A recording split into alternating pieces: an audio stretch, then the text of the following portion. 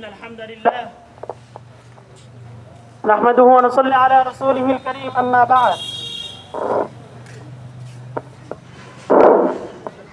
فأعوذ بالله من الشيطان الرجيم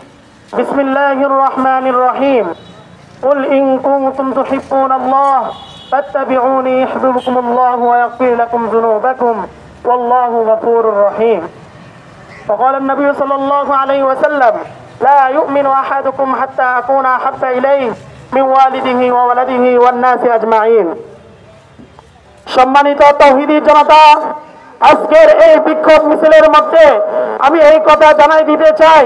মুসলমান তারা হয়তো মুসলমানদেরকে ঘুমন্ত মনে করেছে কিন্তু তারা জানে না আশিকে রাসূল যদি জাগ্রত হয় তাহলে বিশ্বের কাফেরদের কি অবস্থা হবে তারা হয়তো জানে না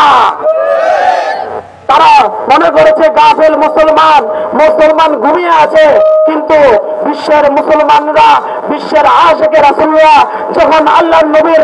নামে কোনো অপবাদ দেওয়া হয় যখন আল্লাহর রাসূলকে কটূক্তি করা হয় তখন বিশ্বের কোনো মুসলমান ঘুমিয়ে থাকতে পারে না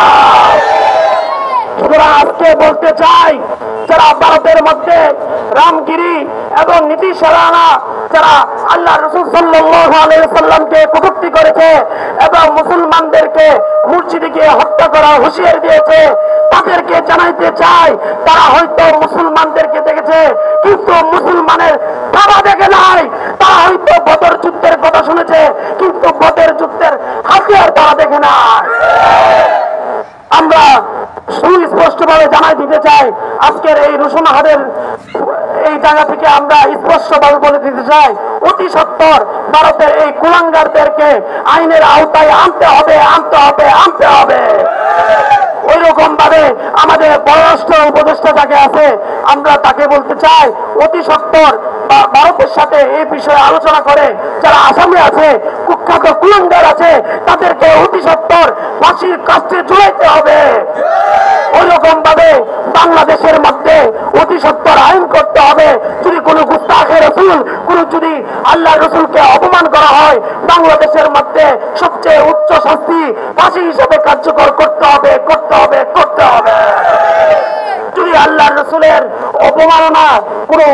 ব্যক্তি বাংলাদেশের মধ্যে কেন পুরা বিশ্বের আনাচে কানাচে পূরব থেকে পশ্চিম উত্তর থেকে দক্ষিণ মাশরিক থেকে মাগরিব শিমাল থেকে জুনুন কেউ যদি আল্লাহর রাসূলের অপমান করে তাহলে সমস্ত মুসলমান আমরা আল্লাহর রাস্তায় জিহাদ করার জন্য প্রস্তুত আছি তো ইনশাআল্লাহ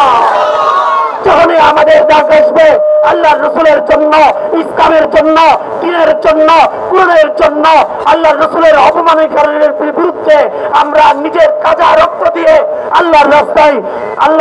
শহীদ হওয়ার জন্য তৈরি আছি তো ইনশাআল্লাহ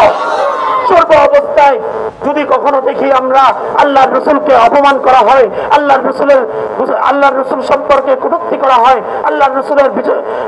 ব্যঙ্গত্ব করা হয় তাহলে আমরা প্রত্যেকে আশিকে রাসূল প্রত্যেকে বিশ্বের মুসলমান আমরা আল্লাহর রাস্তায় ঝাঁপিয়ে পড়ার জন্য সর্বদাই তৈরি থাকবো ইনশাআল্লাহ আল্লাহ তাআলা আমাদেরকে আমল করার তৌফিক